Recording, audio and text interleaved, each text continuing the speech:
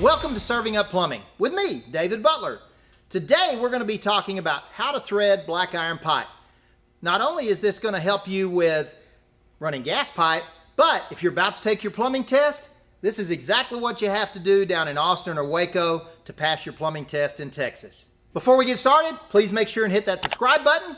Give me a thumbs up if you like this video, and let me know what you'd like to see in the future. Now, let's learn how to cut and thread black pipe. Cutting and threading black iron pipe, we need to make sure and take care of some business first about our PPE. Safety glasses. When we're threading this pipe, we're using oil. We've got splinters of metal that can fly off and get in your eyes. So you want to make sure anytime you're cutting and threading black iron pipe, you wear these safety glasses. All right. Also, leather gloves. Again, rubber gloves, no. We use those for sanitary reasons with sewage. Cotton gloves, no. They'll get soaked with oil and they'll get caught up in the threads. A good pair of leather gloves, just like we talked about with brazing. You're going to need to own a good pair of leather gloves as a plumber if you don't realize by now. So let's put our gloves on and let's cut the pipe. These are our black iron pipe cutters. Most of them look like this. Now if you notice, all these tools I have are Rigid. Again, we're not sponsored by Rigid, but over the years, and in our area at least, Rigid tools have always been a standard. We know we can depend on them. They hold up well. They're good and sturdy tools, and most of them have a really good warranty on them. So these are Rigid iron pipe cutters. They look a lot like the copper cutters, except a lot bigger and sturdier. They've got these little gnarly grips right here, so you can do this. You don't have to do it with your whole wrist. You can actually spin the cutters to get them there. That way, it gets us more efficient and quicker, doesn't it? Now, if you're down at Austin taking your test, you're going to do this exact same thing. This is 3/4 iron pipe we're going to be cutting and threading. We're going to cut off the ends of the threads that have already been put on here. So, one thing about it, you start it, you turn it just a little bit each time. If you're binding up, if you turn it that far and it's real hard to turn, you're binding it up. Notice it even broke it out of my vise there. That's too tight. So, we don't want to tighten it up that much each time. We go around a turn, snug it about 1/8 of a turn. Keep on going all the way around. Now, there are power vices out there and powered machines that cut and thread this, and even handheld power vices. But we're having to cut it and thread it by hand today because that's the basics of it. Plus, that's the way you have to do it on your plumbing test in Texas. It takes quite a few rounds to cut the pipe.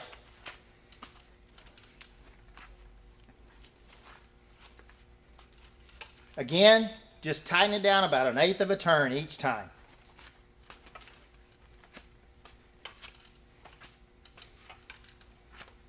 And when you start feeling it get a little easier to go, it means you're about to cut through. There we go. One thing about this, make sure you have something underneath you to catch your shavings, to catch your cut pieces, and to catch the oil. You always want to put something down underneath your vise and what you're using to catch the oil.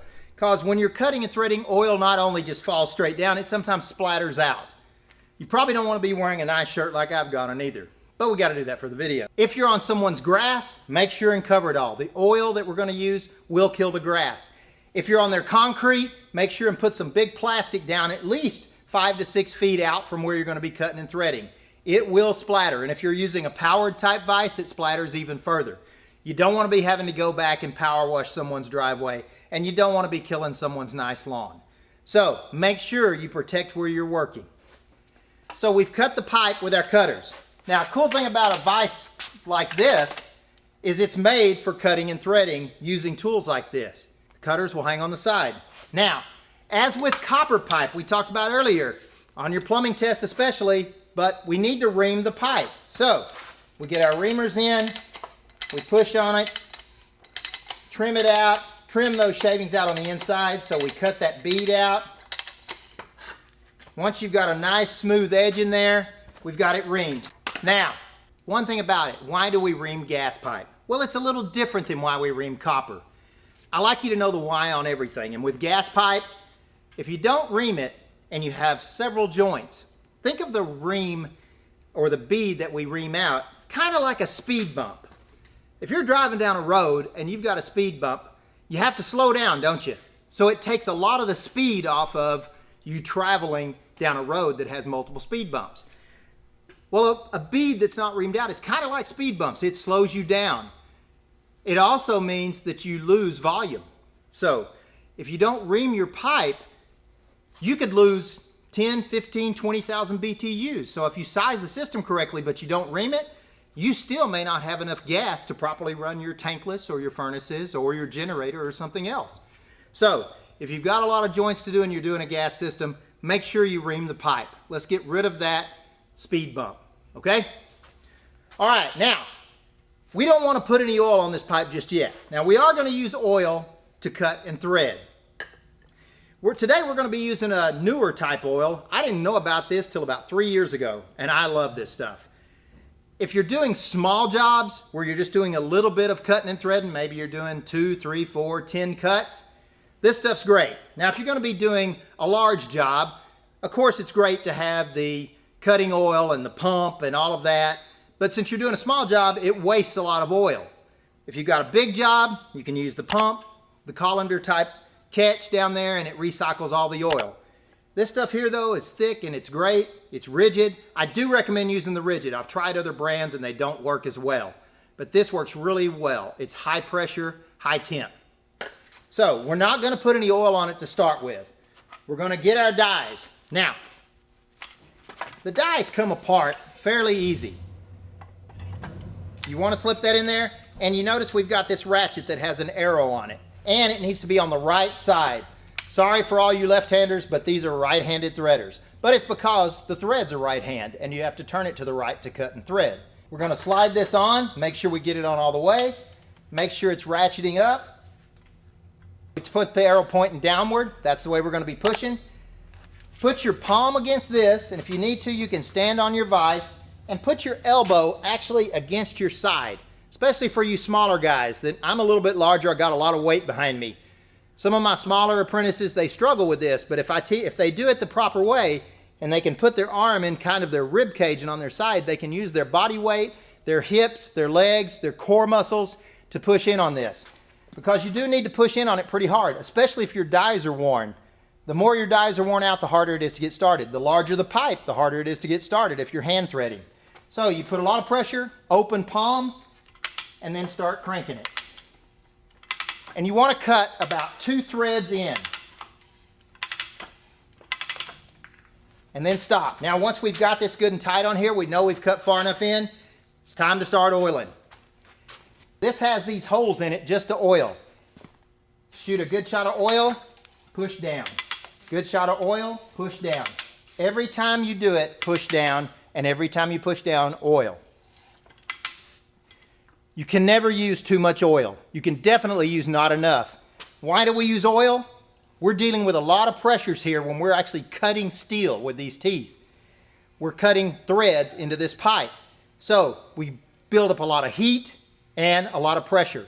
We don't want to damage the teeth. We spray the oil in to protect the teeth in the dies and make them be long lasting, and you can cut and thread a lot of pipes that way. All right, so let's continue threading.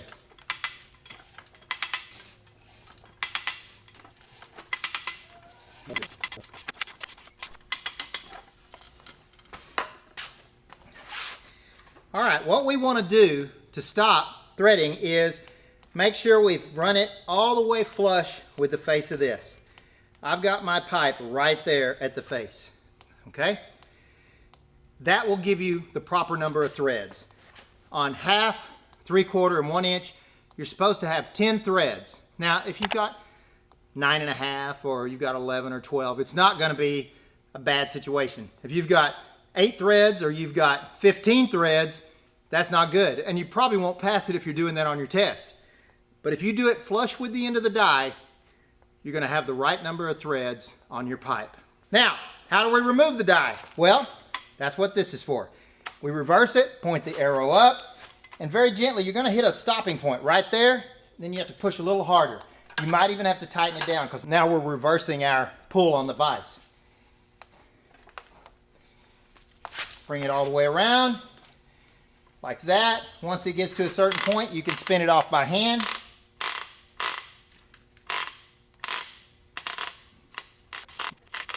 Knock all the shavings and the oil out right there. Hang it back on your vise.